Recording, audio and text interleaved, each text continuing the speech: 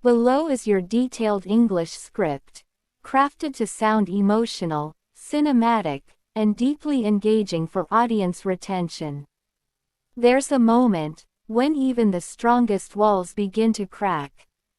When the truth you've buried for years finally forces its way to the surface.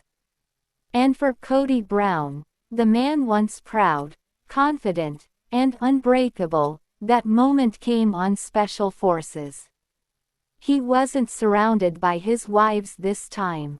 He wasn't standing in front of cameras controlling the narrative. He was broken, stripped of comfort, facing the kind of raw honesty no one could escape. This is the story of Kody Brown's emotional breakdown. And the truth he couldn't hide anymore. Before the world saw him as a reality TV husband, Kody Brown was a man chasing an ideal, a dream of plural love, harmony, and unity. But behind the cameras of Sister Wives, fans slowly began to see the cracks. The tension, the favoritism, the ego. When Special Forces, World's Toughest Test came calling, many fans were shocked. Why would a man like Kody, known for control and pride, put himself in a show built to break people? But perhaps, that's exactly what he needed. I wanted to test myself, he said. Yet deep inside, it wasn't just about surviving the mud, the cold, or the screaming instructors. It was about surviving himself. From the first day, the Special Forces camp stripped him bare. No luxury, no family, no Kody the leader. Just a man in uniform, surrounded by strangers who didn't care who he was. The instructors shouted, "You're not a celebrity here. You're a recruit." Kody stumbled through drills, his face covered in sweat and mud. And yet, the pain wasn't from the physical challenge, it was from what those words reminded him of. He wasn't in charge anymore. He couldn't talk his way out. For the first time in years, he had to listen. Midway through the training, came the infamous interrogation room, the DS talk. Every recruit had to sit one-on-one with the directing staff, face the truth, and confess. When Kody entered, his face was tense. The DS asked, "Why are you here, Kody?"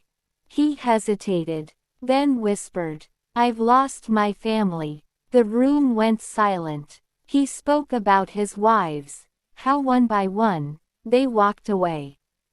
He mentioned Christine's anger, Janelle's distance, and Mary's loneliness. And then, Robyn, the one he thought would stay forever, even she began to pull away emotionally. "I tried to control everything," Kody admitted, "and ended up losing everyone." After days of exhaustion, sleep deprivation, and emotional pressure, the moment came.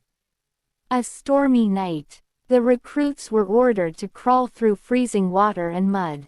Kody struggled. His body shook. He fell, again and again. Instructors screamed, "Get up, Brown, get up." But he didn't. He knelt in the mud, not from weakness, but from realization. "I've hurt people who loved me," he murmured. "And now I can't fix it." That was the moment the camera caught his silent breakdown.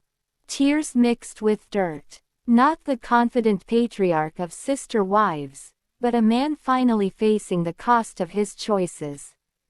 Later, during rest, other contestants noticed his silence. He wasn't joking anymore. He wasn't defending his past. In his confessional, Kody said, "For years, I thought being a leader meant being tough. I didn't realize it meant being kind." He admitted he'd been emotionally distant from his children, that his anger came from fear, and that his pride had cost him the love he always wanted. The episode aired, and fans were stunned.